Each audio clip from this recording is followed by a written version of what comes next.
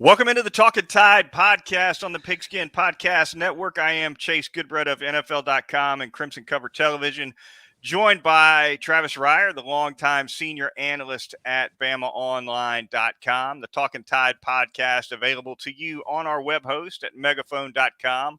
Also, all the podcasting apps, including Apple Podcasts. You can get us live on YouTube right now. It's recorded there as well. Facebook Live. Anywhere you get your podcast, you can get Talkin Tide. We're glad to be here. The Twitter feed, Talkin_Tide. If you'd like to keep up with our podcast links, just give us a follow there, and you'll be able to track all the happenings here on Talkin Tide. Some quick thanks to our sponsors, our charter sponsor, North River Dental Associates, also Peterbrook Chocolatier of Tuscaloosa, and finally, DraftKings. And a quick programming note for you here this holiday season. This will be our final podcast for, I guess, a little bit more than a week. We will be back with our official preview pod of the Alabama-Cincinnati game. We'll drop that one either on Tuesday night, the 28th, or possibly Wednesday night, the 29th. And, of course, the game is going to be on a Friday night, the 31st. So that is your programming note. We want to wish all of our listeners and viewers a happy holiday season, a Merry Christmas. And with that, Travis, we thought we'd have a little bit of fun with this podcast, kind of an interim period before we get into nuts and bolts talk about the Tide and the Bearcats, and hand out a few Christmas presents for the CFP coaches. Thought that might be a fun way to handle things. You and I will put our Santa hats on here and offer them up. We'll why don't we start with Luke Fackel at Cincinnati?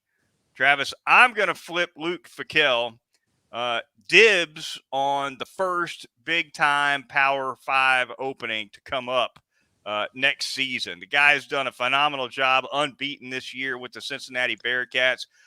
You got to think he's going to be at the top or very near the top of a lot of lists come next November/December when we see the coaching carousel start to turn once again. Gotta think that's and who knows, maybe Cincinnati ponies up and is able to keep it much longer. But that's my gift to Luke Fackel, Travis, is a big job for him to open, I guess, about 11 months from now. You know, I guess what I need from you is a qualifier on what constitutes a big job, because do you think if he really wanted, say, the Oregon job this time around, he could have had it? Does that qualify as a big time job? Or are you thinking more along the lines of Ryan Day makes the jump to the National Football League and Luke's able to go back home to Ohio State? Right. I'm thinking top 10 to 15. Okay. So yeah, Oregon qualifies. I mean, Phil Knight money. That's a big time. That's a big time gig to me. I think he's being selective, though. I really do. I don't know how much he's really pushed for some of these gigs. I don't know that. Mm-hmm. But it seems like, he's certainly in line for an elite job if that's what he wants to do and make the move from Cincinnati. And you know what I'm going to give him? I'm going to give him an Alabama offensive performance along the lines of what we saw against LSU or Auburn. How about that? You think Luke would take either of those or both? He'll take it. He'll take that, especially with the defense that he's got that is similar in a lot of ways. I'm not going to say just in terms of pure athleticism, Cincinnati is up there with, say, an LSU or even an Auburn, but he's got some of the pieces in place on that defense. He's a defensive guy by nature. And you look at, again, the problems Alabama had, especially in the ways of pass protection. I think Luke would take that type of scenario in either of those games and take his chances with his offense being able to do just enough. No question about it. All right, we'll move on. Why don't you pick the next coach and flip a gift out, and then I'll follow you with one as well. I'm going to go with I'll go with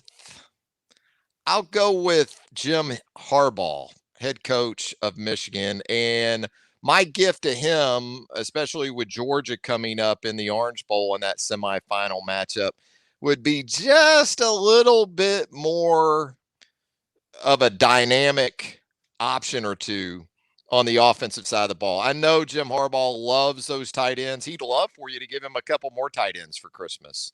But I think it's going to take a Jamison Williams type performance by someone at the skill positions. Mm-hmm. It's going to take Cade McNamara being very good throwing the football. I know everyone looks at the Ohio State game and even the Iowa win and thinks, look, this team has scored a lot of points. Well, they did it the Michigan way, which is still running the football first and foremost. And I still, even with the problems Georgia had defensively against Alabama, they weren't so much about slowing down the run. Now, Alabama ran the ball better in that game than I thought they would, Chase. But make no mistake about it, the problems were John Mechie before the injury had nearly 100 yards in the first half. And then, of course, what Jamison Williams was able to do. So that would be my gift for Jim Harbaugh, although I don't even know if he would use it because he loves those 2 and 3 tight end sets and, mashing the football, Bo Schembechler style. No question. All right. For Jim Harbaugh, I'm going to give him a filter, Travis, a quote filter that is going to get him in and out of that 1 hour media session the week of the semifinals clean without putting his foot in his mouth one time.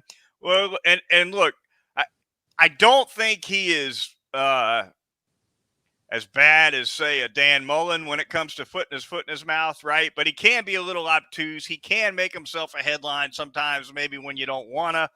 So I'm just going to give him a clean hour with no slip-ups, Travis, in that media session, which, as you know, can be quite a peppering. 60 solid minutes of reporters just firing.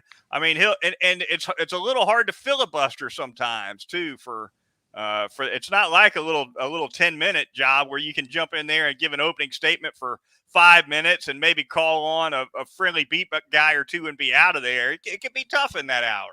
Well, and I'll tell you another thing to consider from the Michigan perspective. Now that you mentioned those media sessions for those semifinals, Josh Gaddis can chirp a little bit in his own right, the offensive coordinator for Michigan. So he's a guy that I would kind of put under the low-key possibility, under the radar possibility to make a few headlines. Josh Gaddis doesn't have any problem with confidence when it comes to his guys. Then I'm going to call that a dirty Santa gift, and I'm going to give it to Jim, but he only gets one, and he could choose to either put it on his own quotes or he could pass it to Josh. Josh. And not have to worry about Josh. Yeah. I think you got to just sort of keep your eye on Josh Gaddis. That's all I'm saying when we get to those media sessions. All right, let's go to Kirby Smart, Georgia coach, of course, taking on those Michigan Wolverines in the CFP semifinal.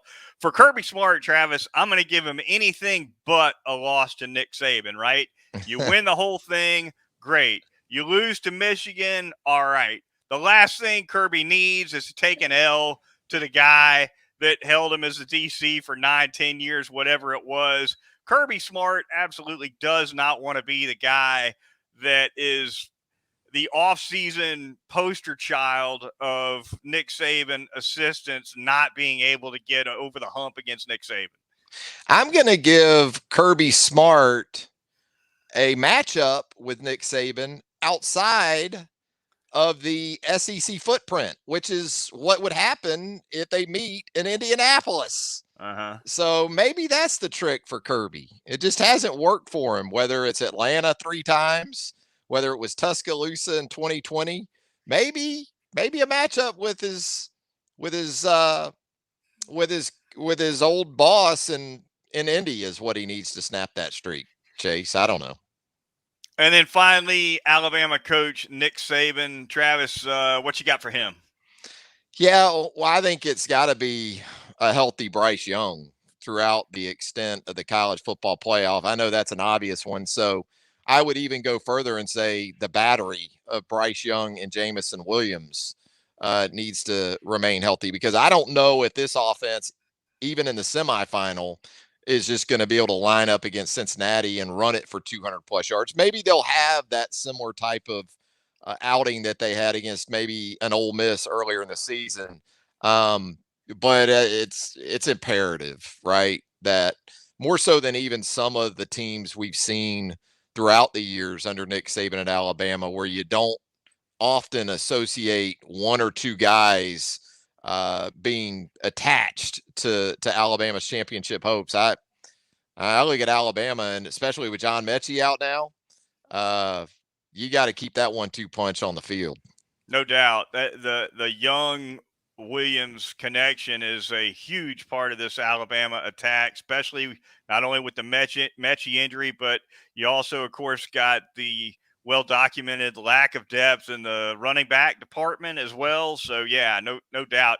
I had, for Nick Saban, a healthy Jalen Armour-Davis, right? Yeah. Because Josh Jobe, of course, is out for the CFP. Nick Saban called him very doubtful a few days ago, which surprised me a little bit because that leaves a glimmer of hope. But for all intents and purposes, at this moment anyway, we'll count Josh Jobe as out. So you'll have Kool-Aid McKinstry in a starting role, which at this point he's gotten a pretty good taste of.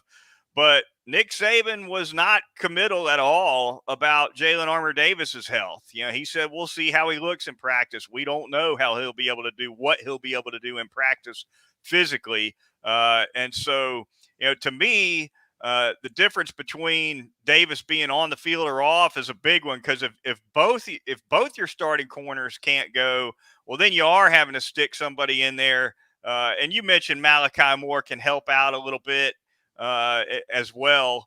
If there's some kind of depth issue, but they need Jalen Armour-Davis in this game. They need some experience on the corners. Yeah, and if it's Kool-Aid at one corner, it might be Kyrie Jackson, the junior college transfer, at the other corner, and he has even less experience than Kool-Aid has this season at the cornerback spot. And yeah, I think Malachi Moore is a guy that's versatile enough to help you across the secondary. But if it comes down to outright having to have another guy for Jalen Armour-Davis, wouldn't be surprised if it's Jackson. All right, the Talkin Tide podcast on the Pigskin Podcast Network. We're going to be talking a little bit of Alabama basketball, take a quick look back at Alabama's National Signing Day efforts before we sign off as well. But first, we're going to tell you a little bit about our fine title sponsors. We're going to start by telling you all about North River Dental Associates, Dr. Jack Smalley, and that outstanding staff of dental hygienists.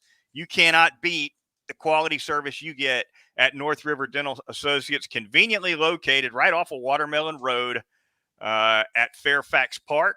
Phone number 752-3506. You can visit them at northriverdentist.com for an appointment. They're going to get you in and out of that chair in less than an hour on a routine cleaning, and they can do all kinds of dental work, whether it's dentures, endodontics, cosmetic dentistry, laser dentistry, porcelain veneers. They do it all. They're also taking care of you with Botox and Juvederm treatments at North River Dental. If you want to get those facial features tightened up, you know, the teeth whitening services, very popular. If you got an event coming up, especially with this holiday season, get over to Dr. Jack's. He'll take care of you in the teeth whitening department as well. It's North River Dental Associates. I'm going to tell you about Peterbrook Chocolatier right there, also in the Indian Hills section of Tuscaloosa. Man, it is the stretch run. It is the equivalent of the Alabama drive late in regulation against the Auburn Tigers from just a few weeks ago. When we're talking about completing the Christmas shopping checklist, it absolutely needs to include Peterbrook Chocolatier, Heather, Paula, Jimmy, that entire staff there at Peterbrook Chocolatier. They're like the elves right now. You know, they're just nonstop, 7 days a week, taking care of all those Christmas goodies for you. 1530 McFarland Boulevard North in the Indian Hills section of Tuscaloosa. Still not too late to give them a call as well at 752-0211. Peterbrook Chocolatier, the champions of chocolate. Finally going to tell you all about our corporate sponsor. That would be DraftKings. The latest no-brainer from the DraftKings Sportsbook, the official sports betting partner of the National Football League. New customers betting just $1 on any team to score win $100 in free bets at DraftKings right now. Everyone can play for huge cash prizes all season long with DraftKings daily fantasy sports contests as well. So download the DraftKings Sportsbook app now. Use the promo code TPPN. That's the Pigskin Podcast Network. If you're a YouTube viewer, you see it right there on your screen. You bet $1 on any team to score. If they do, you win $100 in free bets. You score as well with promo code TPPN this week at the DraftKings Sportsbook, the official sports betting partner of the National Football League. Travis, we move on here on this edition of Talkin Tide podcast. Talk a little bit of basketball. When we last checked in with Nate Oates' squad, they had just taken care of business at home by a point in a thriller against Houston. Since then, they've played twice. They got embarrassed, frankly, on the road against Memphis, got outplayed pretty much from top to bottom. Then they turn around and bounce back with a victory over Jacksonville State that by Alabama standards was a low-scoring game, 65-59, the final there. Your thoughts on the up and the down for the week, Travis? Yeah, it was a Memphis team that was really struggling going into that game last week up at the FedEx Forum in Memphis, but the Tigers looked a lot like the team most people thought they would in the win over Alabama. When you talk about the convergence of the nation's #1 recruiting class for the 2021 cycle, and then a couple of three guys that Memphis brought back that were figuring to be all AAC candidates going into the season. So Penny Hardaway finally got his group to play an engaged and tough 40 minutes of basketball. And I think toughness was probably the thing that was most discouraging to Nate Oates, because Alabama just didn't bring nearly enough of that in the loss to Memphis. And that's understanding. Just a couple nights earlier, you come off the emotional and physically draining win over Houston in Tuscaloosa. But, you're going to have these kind of scenarios coming up in the Southeastern Conference. You're going to have some quick turnarounds. So I'm sure that's something that, in terms of letting his team off the hook, Nate's not going to do anytime soon. Couple notes from that victory over Jacksonville State. Keon Ellis, with one of the best all-around games of his career at Alabama, had a double-double, 20 points, 10 rebounds, only one turnover in 38 minutes, Travis. That's some consistent play from him right there for sure. And Jaden Shackelford with kind of a head-scratcher, shut out, 0 points in 34 minutes. I would imagine that's the first time he's ever goose-egged at Alabama. If it's not, then I certainly can't remember when it happened before, but he was 0 for 6 from the floor. And then also, finally, noteworthy, I thought Darius Miles, the youngster, with 27 minutes. That's by far the most minutes he's played for Alabama in a game this season. I think his previous high was 20 minutes. He ends up with 10 points and 7 rebounds. Yeah, tighter rotation, not so much even just in terms of number of guys that Nate went with. He went with 8 in the game, but even just the minutes off the bench. J.D. Davison with just 13 minutes in the win over Jacksonville State. As you said, Miles played 27. That was most of the bench minutes. Noah Gurley was 16 minutes, but you're right about Keon. The last couple of games, he's been the real bright spot for Alabama. Quinterly was better in the second half against Jacksonville State. Thought he played extremely well over the final 20 minutes. And Keon, though, in terms of consistency these last couple of games, it's been a nice bounce back for him. You kind of are waiting for this 3-guard attack to sort of sync up and have a consistent stretch where they're all playing at a high level, because it's been a little bit hit and miss. They've been good, don't get me wrong. And typically 2 of the 3 have been so good that it hasn't really mattered if the third guy wasn't up to par or up to that standard. But you're still kind of waiting on that. And For Keon, it was a return the last couple of games to the first 3 games of the season when he was really good on the offensive end. And look, you got to understand too, there's only so many shots to go around when you're this guard heavy and you're this guard centric. What about your boy Bediako with the 5 block shots against the Gamecocks Saturday night? Goodbread. 5 block shots and 5 fouls in 21 minutes. Well, 7 he's in rebounds. And out. He's played tough around the rim. 7 rebounds. 3 of 4 from the field, 7 points. I like those 7 rebounds from Bediako. He's had a couple games where it's been a little bit light on the boards. And, you look at the guy and physically, he's still got some ground to cover. Not the girthiest dude out there. Just because you're 7 foot doesn't mean you're going to get 37 rebounds every night. You got to have a little something to go with it.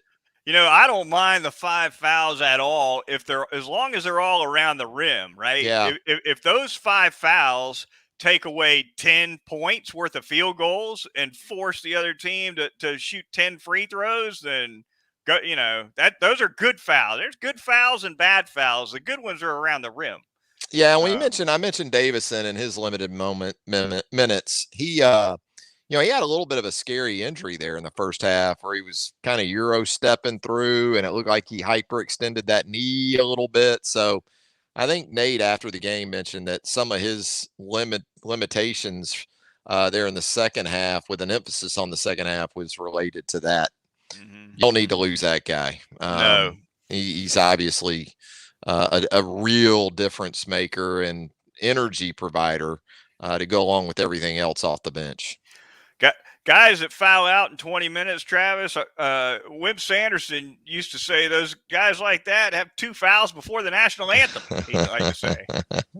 Yeah, you just kind of go with it, with some of these guys. That's Michael Green had that bug. Yeah, he would. Yeah, big guys in general. It's the early foul trouble more often than not that just kind of takes them out of the game. But yeah, Charles still a little bit of a work in progress from that perspective. Next up for the Alabama basketball team, they're going to be taking on Davidson. That's going to be on Tuesday in Coleman Coliseum.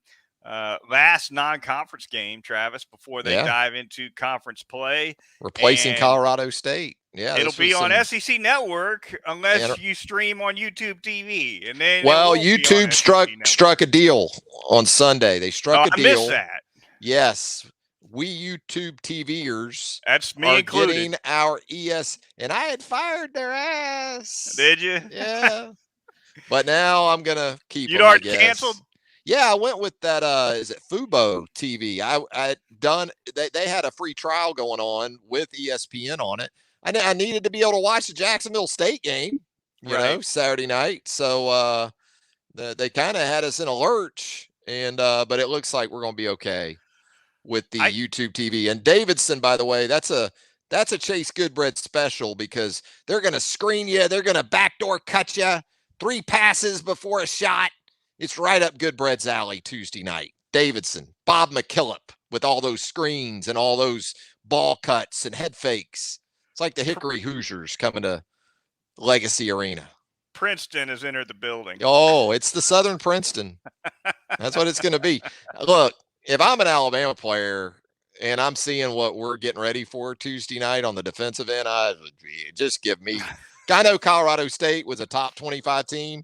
Yeah. I'd rather just play a top 25 team that plays like Colorado State than deal with all these screens and backdoor cuts and, watching the paint dry and all that crap that you're going to have to deal with Tuesday night. It's almost like getting ready for the triple option. That's what it's crazy you said that because I'm writing a preview for BamaOnline.com. And that's the exact analogy I made. Right. In terms of dreading to play against, and that's before we even talk about preparation for it.